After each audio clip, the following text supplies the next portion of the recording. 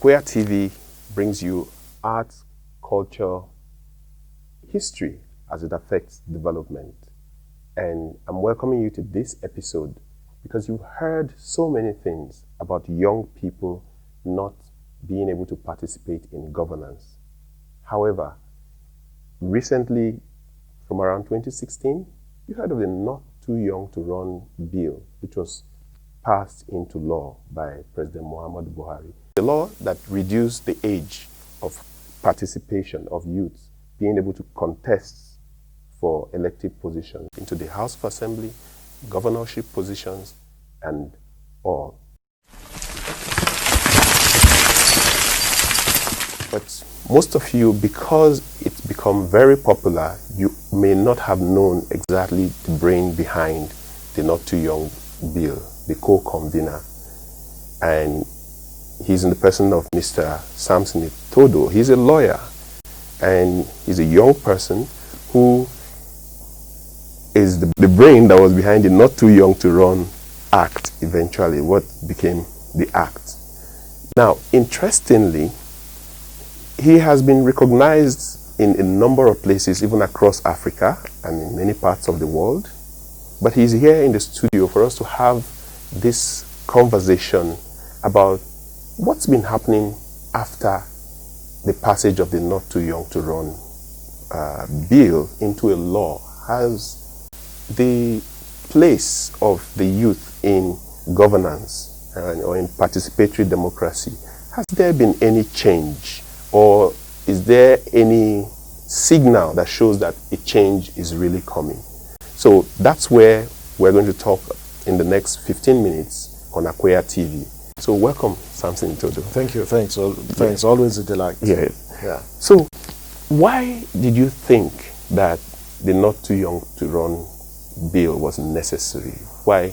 Because there are people who say youth didn't even need a law to be able to lead themselves in small parks. That we had people like the Meji Bankole who became speaker and, didn't really handle the position well. That youths needed to have really groomed themselves well to be able to handle positions. That you didn't even need that Not Too Young to Run. Again, it's a democracy. People are entitled to their opinion. But the truth is, it's not about what I think or those of us who are part of the Not Too Young to Run movement think. It's about the time came for Nigeria as a society to rise up and open up the political space for new voices, for new faces, for new ideas, and for new action. Because over the last 60 years, what we have seen from one period of transition to another is the perpetration of gerontocrats in public office and not using political power for common good. What you have seen is this recycling of leaders. Now, where are we today as a country? We're about 27.1% youth unemployment rate. We're grappling with all forms of insurgency and insecurity across the country. The economy is very bad. The quality of leadership is very poor. We've ended up with a ruling political elite that has captured the state and not advanced development. In October, we will be 60 years. We're celebrating 21 years of our democratic experience. And the truth is, it doesn't look like our life has any been better. Our institutions are not functional. They are very weak. You have human rights violations on a high increase. So at the end of the day, what is democracy if it doesn't deliver and improve the quality of life of the average Nigerian? But it's that understanding that politics determines everything. Politics is powerful. Politics determines the food that people eat, the clothes they wear, even the air that we breathe to a large extent. And so there's a connection between the quality of our livelihoods and politics. And if you get it wrong with political leadership, there's no way a country is going to succeed. Nigerians are the best of followers you can find anywhere in the world. I agree. All we need is just, transparent, accountable leadership. Yeah. And we thought that one way to disrupt this political system that has kept a particular segment of our society in political leadership is to get young people who have capacity, who have content, who have character, who have competence, to get into the fray of and the murky water of politics and begin to serve as detergents that will sanitize our political system. And so when we talked about Not Too Young to Run was pretty much, getting young people who have capacity and character to get into office and demonstrate that we can actually provide excellent public leadership that Nigeria dearly needs and Africa needs at this material time. But why are they not interested in being councillors, even at the local government? But who said they're not interested in being councillors? Most times, even the young people don't but even it takes, Diego, Yes. it takes a governor Yes. to conduct a local government election Yes. before councillors can do what? Can emerge. Can emerge. Yeah. But how many states have conducted local government council elections? Elections. Those elections, are they really elections in the true sense of the word? They've just nothing but just selection. Yeah. And you can see how, these governors at the state level have captured those local governments and have impeded on their development. Yeah. The local government system in Nigeria has been destroyed by these same governors. Yeah. With this whole local government joint account, or it's just the overbearing influence that local government, that state governors have on local government councils. That's why you don't have elections. Yeah. And when you have elections, you have to be the anointed person of the governor. And I say, and this is the underbelly of politics and leadership, is the fact that a seat in parliament, a seat in the local government council is a reward for loyalty and sycophancy. Yeah. And it's not about merit. So what we have ended up with is a political class of people who know nothing but yes sirs and yes man and cannot provide quality leadership. Yeah. There is no way you can succeed as a country if we don't fix this leadership problem. And it begins from those institutions like our local government councils need to be reformed to get young people into office. In the FCT has about 62 wards. Yeah. And if you go check, the average age of those councillors is somewhere between 35 and 36. And some of them are actually within the youth age. We just need to do what? To open up the space and create more opportunities and trust young people with more responsibilities. Everyone must not go into politics, but just look at the COVID-19 pandemic and how young people have been innovating. Is it through production of face masks or hand sanitizers or public education?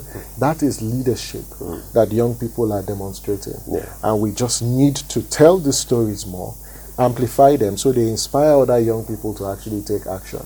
But to intentionally get young people into political parties to run for office. Now talking about amplification, as Yiaga, you have, as a group, demonstrated how youth can organize from even being student led, and then after graduation, you have transformed into an organization that impacts not only Nigeria but the whole of Africa. But what are the things in place for us to produce other Yiagas?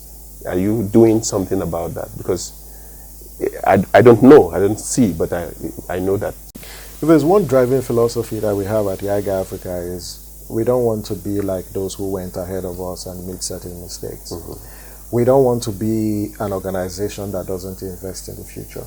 The Not Too Young to Run is actually conceptualized as a 10-year plan. It's a 10-year plan. The actual revolution will take place in 2027. And God keep us by then. So for us, we are investing in the future. And as I speak, we're investing in a lot of Gen Zs, those generations who are coming after us. We have several democracy programs in high school, in universities, because we came out of the university, so we're going back to that constituency. and we're very, very passionate about working with students. But there's so much cultism. Almost everything that is run in the university now is cultism. Yeah, there's a lot of cultism, and it comes from the values within our society. Yeah.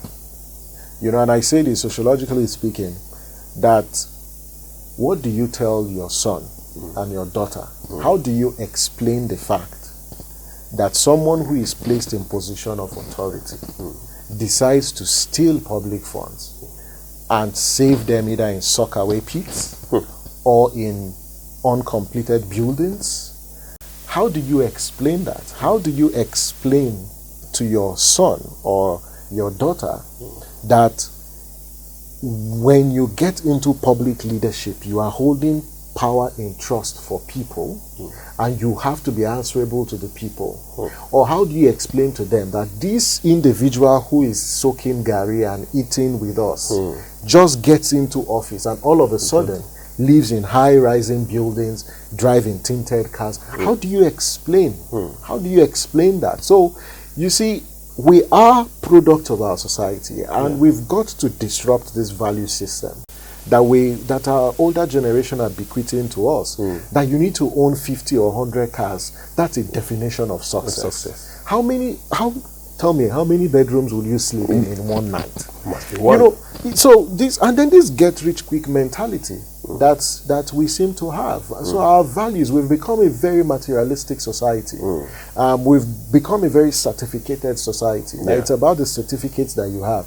It's not about the skill that you have, that you bring to the table. Those kinds of information are things we're also showing young people, and we're demonstrating to them that Yiaga came out of a university, from University of Jos. We started in our hostels, right? There are times that at Yiaga Africa that we sit down and then we contribute money for as low as 75 naira. But those little beginnings, we don't despise them. They taught us great lessons about growth, about success management, about mentorship, and about humility. It is very, very key in your leadership experience.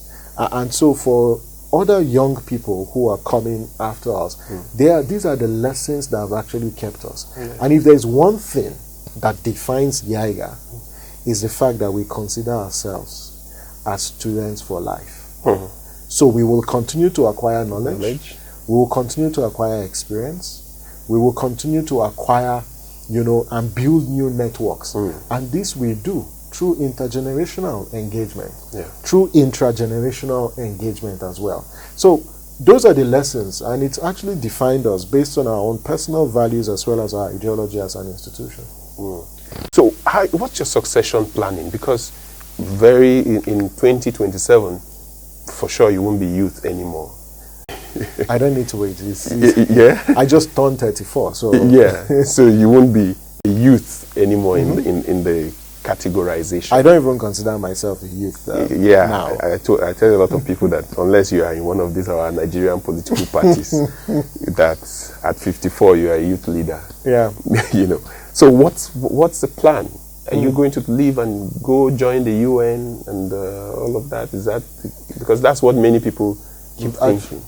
No. So for me, at a personal level, is I have dedicated my life to the struggle for political freedom, and I'm going to keep up the struggle, and until we get to a point where we replace these old and expired politicians from public office and replace them with younger people who have capacity, character, and competence, this struggle will not stop. So I'll continue this struggle.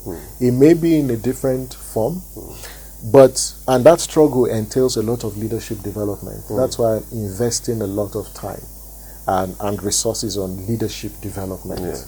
And this could be through, lecturing in universities, because we are products of the universities, and we need to go back to the universities that are platforms for political socialization and what I call positive radicalization. Because the likes of Nnamdi Azikiwe's of this world and Kwame Nkrumah, these are guys who went to Howard University in the US, and they got radicalized. You know, there. So they led the liberation struggle from there, and that's why Howard University in the US has a very strong, rich history about movement building and the liberation struggle. And so we need to go back to our universities and try to see how we can raise leaders, and not just political leaders, but help young people actually discover purpose and ways to achieve purpose. So I'm investing my time and life to do that. And for me, what I call, succession is how many people am I able to impact? How many people am I able to empower? Because I'm not going to be here forever. But it's going to be about, for all those who've come in contact with you, what kind of impact have you made? So I think at a personal level, that is, I am anti-Mugabeism within the civil society sector. One of the things I try to also protect is against is, this territorialism that we seem to have, that mentality, that this territory, people mark their territory and say, hey, this belongs to them, and they don't want other people to come in. So that's bullshit, right? Nobody owns a territory. The space is wide for everybody. We should be interested, in other emerging groups and support them. Because Yiaga is a product of support and visibility that we received from people who are ahead of us. There's no way we can't do that because we owe the generation that it's coming. So we use our own access influence to provide opportunity for young people, and we always tell ourselves that we've got 3 burdens as a generation and as Yiaga Africa. One is the burden of providing strategic advice to our contemporaries. 2 is the burden of capacity building and training. And then the 3rd burden is about knowledge production for the generation that will come ahead of us, because we've got to do this business differently. This is our generation. There are certain values that we take from the older generation. There are some that we just trash and redefine what organizing, redefine what youth development, or redefine what democracy actually means to us, because this is our time, is our moment. But let's not forget those who are coming behind us. Before we go, we said 15 minutes. Before we go, you work in a slightly different way from other NGOs. You were explaining that you work directly with citizens. You might belong to coalitions, but you don't work more with in groups. Can you explain that? So Yiaga Africa is a movement building organization. And as a movement building organization, we believe in social movement. So we work directly with citizens. Because to be honest, right, citizens should not abdicate their responsibility to we NGOs. NGOs have their own priorities and they have their own agenda. And this agenda can be defined by an individual or by a group of individuals, right? So citizens have a role. Democracy is about citizens. Citizens, when they say power to the people, when they say democracy is government of the people, it's not democracy is a government of NGOs, by NGOs, it's of the people. We need to get citizens conscious of the fact that when they go to the polling units to cast their vote, they are transferring some powers to individuals who should take action on their behalf. Therefore, that contract that they enter into with either a political party and that individual, they've got a responsibility to ensure that those people perform their own terms on that contract. So the engagement transcends beyond voting at elections, because oftentimes elections are the be-all and is-all of political participation. That needs to stop. We need to take citizens' consciousness to that level. The second is, we need to, like Bob Marley would say, emancipate yourself from this mental slavery. And for us, our mental slavery is this hangover of military dictatorship, that we don't have the right to ask questions. When democracy itself is about questions. That if you ask questions, You're either told that you belong to the opposition party or you belong to a particular religious or geographical extraction. Democracy is about asking questions. Citizens have a right to ask their legislators, where did they get the money from that they're using either to host or implement some project, is to ask them about their campaign promises. So for us, it's empower the citizens. Citizens are the ones who provide the pressure point because citizens have the electoral value. A legislator from Benue State who represents Benue Senatorial District or Buruku Federal Constituency or whatever, I have no electoral value, direct electoral value to that legislator because I don't vote there. I'm not his registered voter. So in the real sense, why should he listen to me? It's when you take it to a step higher. Yes, I've got friends, right? Yeah. And I've got networks there, so I can influence them. But primarily, I don't have any electoral value. He doesn't represent me. He represents a people there, and those people, he is meant to be accountable to them. Because every Nigerian today is represented by one, a legislator in your State House of Assembly, a legislator in the Federal House of Reps, as well as a senator, right?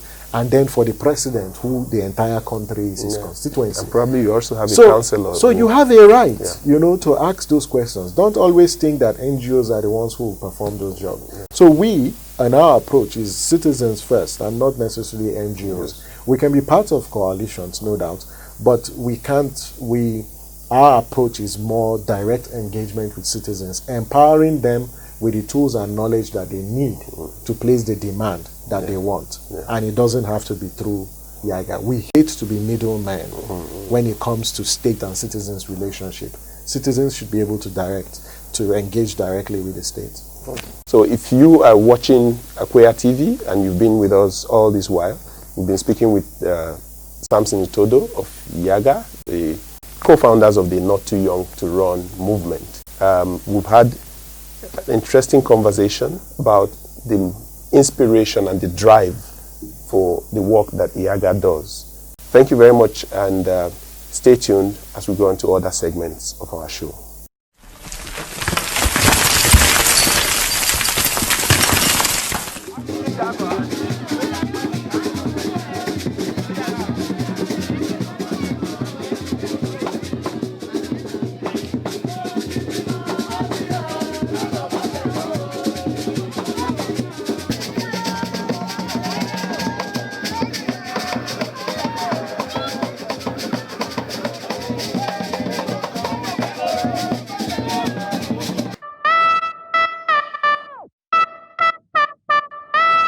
Welcome to Akoya TV News. My name is Yiaga Africa with the News Bulletin. The chairman of Ojoma community in Akpa district of Otoko local government of Benue State, Mr. Stephen Ochegudo, has said that the enforcement of the open grazing prohibition and ranching law in Ojoma and Akoya land as a whole, it will bring about increased productivity in livestock farming. Speaking with Akoya TV, Mr. Ochegudo disclosed that the Benue State Authority concerned has given everyone in Akoya communities till 31st of August 2020 to withdraw their livestock from open grazing and free-range system of breeding their goats or face prosecution and confiscation of their livestock. The Ojoma community chairman, expressing his feeling concerning the enforcement of the law, said that before now, almost everyone in the community had operated the free-range system of animal husbandry,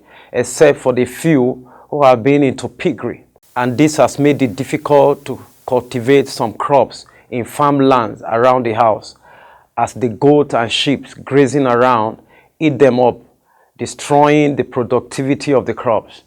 Now people can feed their goats and other livestock in their ranches.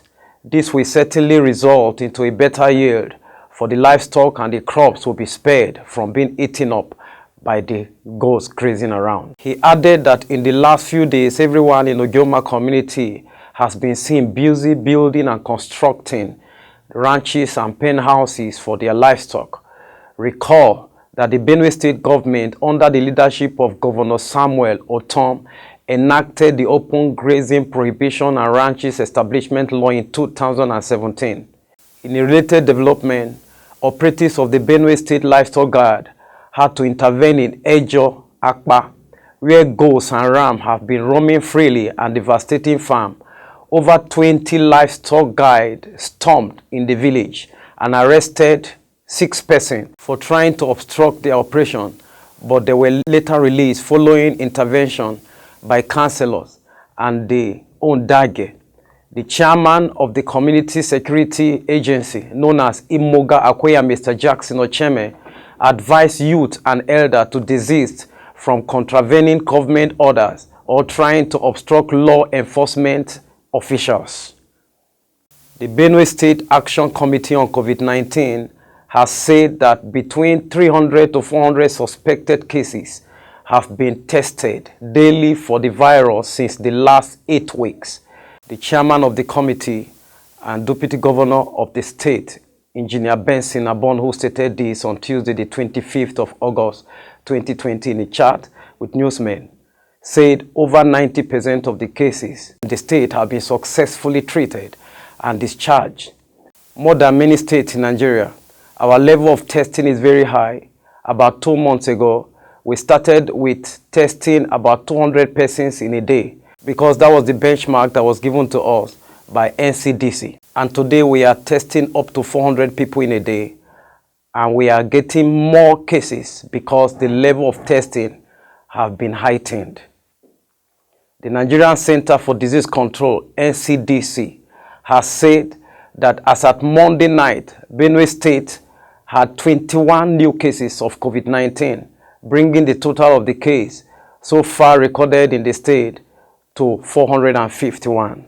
Abonu said that the number of recovered cases being brandished on the social media is far less than the actual number of those who have recovered from the disease in the state. He added that those who died of the virus were those who did not seek medical attention on time until the case became very bad to the point of being placed on ventilators. President Muhammadu Buhari has commiserated with the family, friends, and associates of the Royal Majesty Atta Igala, Michael Idako Ame Obonu II, over the transition of the paramount ruler of the Igala Kingdom and President Kogi State Council of Chiefs, who died on Thursday, the 27th of August 2020. The president also condoled with the Kogi State government, describing the royal father as a man of peace who devoted his life and reign to the unity and progress of not only his people, but also of the state and the country. In a statement issued by the Senior Special Assistant to the President on Media and Publicity, Malam Garba, President Buhari noted that the 27th Atta of Igala will be greatly missed for his wise counsel and reputation for honesty, urging the people of his domain to sustain his achievement during his 8-year rule. He prayed that God will console the family of the revered foremost traditional ruler and all those who mourn him, and grant his soul eternal rest. Thanks for watching Akuya TV News. My name is Yiaga Africa.